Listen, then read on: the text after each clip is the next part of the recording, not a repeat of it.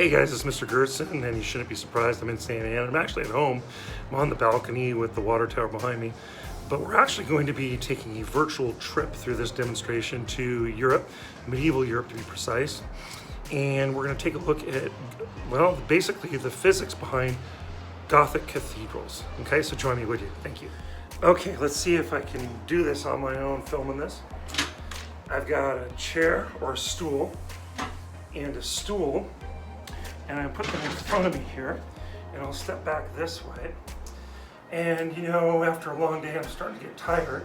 If I lean on something, I actually can stay standing longer. So let's take a look at this. I put my hands on the stools, lean forward.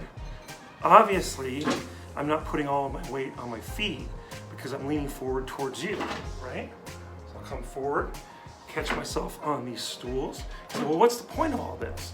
Well, the fact is, with these stools, it does not put as much wear and tear on my legs because my body, my large, gigante, 6'8" self, I could lose a few pounds, is putting pressure on my legs and my knees, my joints, and all that stuff every day. Kind of wears them out. When I put my hands on these stools here, it takes the pressure off, and the weight now is distributed through the stools. Take a look. Right? So instead of all going through my legs, the pressure of my weight flows through my arm and down through this chair and into the ground. Now, if you were going to pull this stool away from me, then I'm gonna fall, aren't I? Right? So it's all about distribution of weight.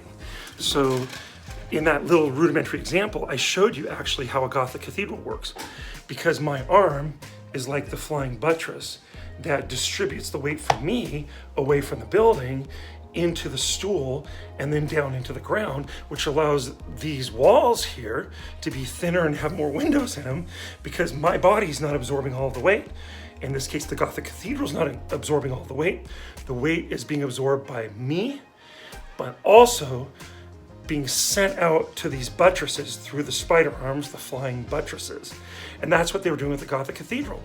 They were thinning out the walls, putting big windows in, and then taking the weight from the top and sending it out through flying buttresses into the buttresses that drove them into the ground. Okay, hopefully that helped a little bit, and let's get back to class. I'll see you later.